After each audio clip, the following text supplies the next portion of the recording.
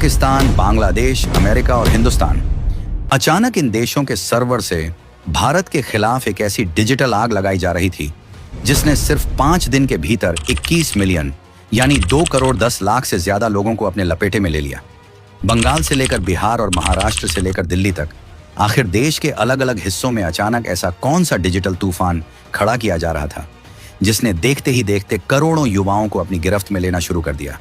कौन लोग हैं जो सोशल मीडिया पर रातों रात एक ऐसी तथाकथित कॉकरोच जनता पार्टी को हीरो बनाकर पेश कर रहे थे जिसका न कोई संविधान है, न कोई विचारधारा है और न ही कोई जमीन पर संगठन है, लेकिन फिर भी महज 5 दिनों के भीतर 21 मिलियन फॉलोअर्स का आंकड़ा पार हो गया। आखिर इतनी बड़ी डिजिटल ताकत अचानक कहां से आई?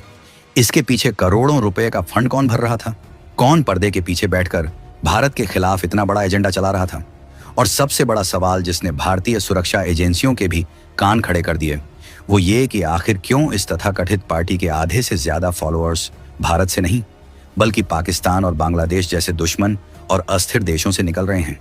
क्या यह सिर्फ सोशल मीडिया का एक मीम या मजाक था, या फिर भारत का माहौल बिगाड़ने की कोई बहुत ही खतरनाक इंटरनेशनल स्क्रिप्ट लिखी जा रही थी? सच तो यह है कि अब धीरे धीरे परतें खुल रही हैं और खुलासे इतने ज्यादा विस्फोटक हैं कि देश की जनता भी पूरी तरह से दंग रह गई है। इस पूरे डिजिटल मायाजाल को समझने के लिए हमें 15 मई 2026 के उस दिन में जाना होगा जहां से इस खौफनाक खेल की शुरुआत हुई। सुप्रीम कोर्ट के जस्टिस सूर्यकांत की एक केस की सुनवाई के दौरान की गई टिप्पणी अचानक सोशल मीडिया पर वायरल कर दी जाती है। इस टिप्पणी में बेरोजगार और एक्टिविस्ट युवाओं की तुलना कथित तौर पर कॉकरोच और परजीवी जैसे शब्दों से जोड़कर पेश की गई। हालांकि बाद में इस पर पूरी तरह से सफाई भी आई कि वो इशारा सिर्फ फर्जी डिग्री और झूठे सर्टिफिकेट वालों की तरफ था, लेकिन तब तक बहुत देर हो चुकी थी। सोशल मीडिया पर बैठा एक पूरा का पूरा इकोसिस्टम एक्टिव हो चुका था। उसी एक बयान को हथियार बनाकर कॉकरोच जनता पार्टी का एक ऐसा डिजिटल नैरेटिव खड़ा किया गया जिसने इंटरनेट को हिलाकर रख दिया। बेरोजगारी, सिस्टम से नाराजगी और युवाओं के गुस्से को एक इंटरनेट ट्रेंड में बदल दिया गया। लेकिन यह सब इतना आसान नहीं था। इसके पीछे वो दिमाग काम कर रहा था जो हजारों किलोमीटर दूर बैठा था। और अब जो सच सामने आ रहा है वो आपके पैरों तले जमीन खिसका देगा। जब इस डिजिटल पार्टी के पीछे के चेहरे को खंगाला गया तो एक 30 साल के नौजवान का नाम सामने आया, अभिजीत दीपक है। लेकिन ये कहानी सिर्फ एक आम युवा के गुस्से की नहीं है। ये इंसान भारत में नहीं बल्कि अमेरिका के बॉस्टन में बैठकर पब्लिक रिलेशंस की पढ़ाई कर रहा है और वहीं से इस पूरे डिजिटल नैरेटिव को ऑपरेट कर रहा था। जैसे ही इस पार्टी ने रफ्तार पकड़ी वैसे ही सोशल मीडिया पर इसके राजनीतिक कनेक्शन की फाइलें खुलनी शुरू हो गईं। पता चला कि इस कॉकरोच जनता पार्टी के पीछे झाड़ू वाले यानी आम आदमी पार्टी का बहुत पुराना और गहरा कनेक्शन है। जांच में सामने आया कि अभिजीत दीप के साल 2020 से लेकर 2023 के बीच आम आदमी पार्टी की सोशल मीडिया टीम का एक बेहद अहम हिस्सा रह चुका है। उसने 2020 के दिल्ली विधानसभा चुनाव में आम आदमी पार्टी के लिए मीम बेस्ड डिजिटल कैंपेनिंग की पूरी कमान संभाली थी। बात यही नहीं रुकी। अमेरिका जाने से पहले मनीष सिसोदिया के साथ उसकी तस्वीरें भी सोशल मीडिया पर जमकर वायरल होने लगीं। और तो और इस तथाकथित पार्टी को सपोर्ट करते हुए खुद मनीष सिसोदिया ने सरेआम बयान दे दिया कि मगरमच्छ और कॉकरोच की लड़ाई में मैं कॉकरोच जनता पार्टी के साथ खड़ा हूं। इस एक बयान ने साफ कर दिया कि यह कोई सोशल मीडिया का मजाक नहीं है बल्कि विपक्षी पार्टियों द्वारा रचा गया एक बहुत बड़ा पॉलिटिकल प्लांट है जिसके जरिए देश के युवाओं को भड़काकर सड़कों पर उतारने की साजिश रची जा रही है।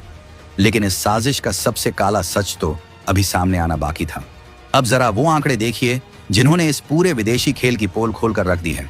सोशल मीडिया पर इनसाइड डेटा की एक रिपोर्ट लीक हुई और उस एक डेटा ने पूरे देश में हड़कंप मचा दिया।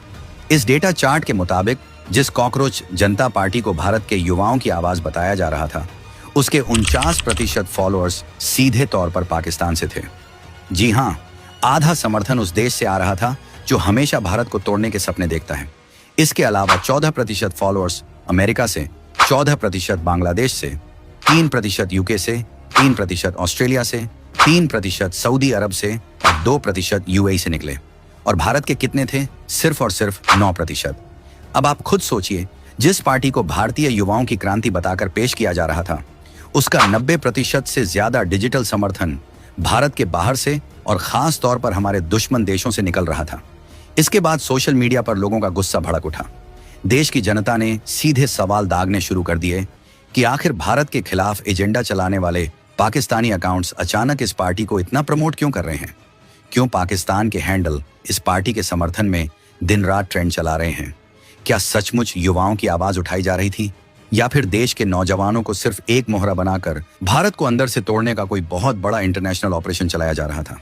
जैसे जैसे ये विदेशी डेटा सामने आया, देश के राजनेताओं ने भी इस गहरी साजिश को बेनकाब करना शुरू कर दिया।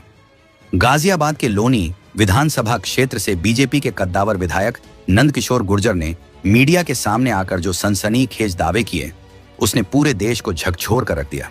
उन्होंने सीधे सीधे कहा कि कॉकरोच जनता पार्टी कोई सामान्य सोशल मीडिया ट्रेंड नहीं है, बल्कि ये देश में अस्थिरता फैलाने और आपसी भाईचारा बिगाड़ने का एक बहुत बड़ा षड्यंत्र है। नंदकिशोर गुर्जर ने पूरी जिम्मेदारी के साथ दावा किया कि इसके पीछे भारी विदेशी फंडिंग और कट्टरपंथी सोच वाले नेटवर्क का सीधा हाथ है। उन्होंने साफ शब्दों में कहा कि पाकिस्तान, बांग्लादेश और हिंदुस्तान में बैठे जिहादी मानसिकता वाले लोग इस पेज को लगातार फॉलो कर रहे हैं और इन्हीं की वजह से इसके फॉलोअर्स की संख्या रॉकेट की रफ्तार से बढ़ रही है। सबसे चौंकाने वाली बात जो उन्होंने बताई वो ये थी कि हिंदू समाज के भी कुछ भोले भाले युवा इनके बहकावे में आकर इस साजिश का हिस्सा बन रहे हैं। ये महज एक डिजिटल पेज नहीं है, बल्कि विपक्षी दलों और विदेशी एजेंसियों की मदद से रची गई एक बहुत गहरी चाल है। विधायक नंदकिशोर गुर्जर का दावा यही नहीं रुका। उन्होंने एक ऐसा राज खोला जिसने सुरक्षा एजेंसियों की भी नींद उड़ा दी। उन्होंने बताया कि उनकी दिल्ली में कांग्रेस के एक राष्ट्रीय महासचिव से मुलाकात हुई थी, जिन्होंने खुद इस बात को कबूला कि देश में पिछले 3 महीने से माहौल बिगाड़ने की बहुत भयानक साजिश रची जा रही है।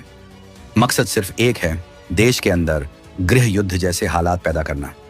जगह जगह दंगे कराने की पूरी योजना तैयार की गई है। जातियों के बीच आग लगाने का ब्लूप्रिंट बनाया गया है।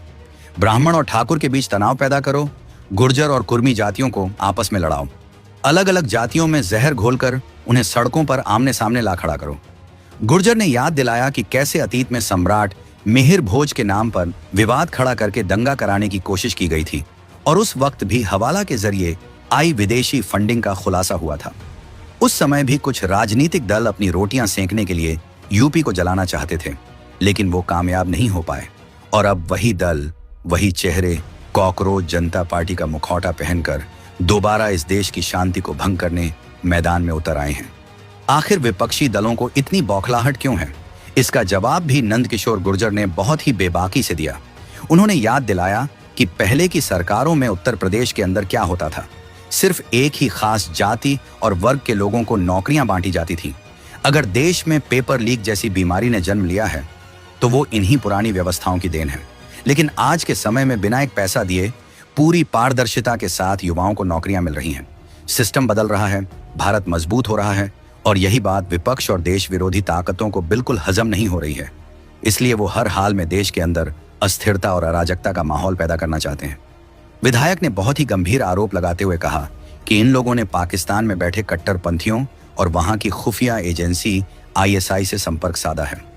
वहीं से इस पूरे डिजिटल आंदोलन के लिए बड़े पैमाने पर हवाला के जरिए फंडिंग की जा रही है ताकि भारत का युवा अपने ही देश के खिलाफ खड़ा हो जाए। उन्होंने मुख्यमंत्री योगी आदित्यनाथ को एक विस्तृत पत्र लिखकर इस पूरे नेक्सस की गहन जांच और इसमें शामिल लोगों पर कठोर से कठोर कार्रवाई करने की मांग की है। अब देश की जनता और खासकर हमारा युवा वर्ग भी इस पूरी साजिश को बहुत अच्छे से समझ चुका है।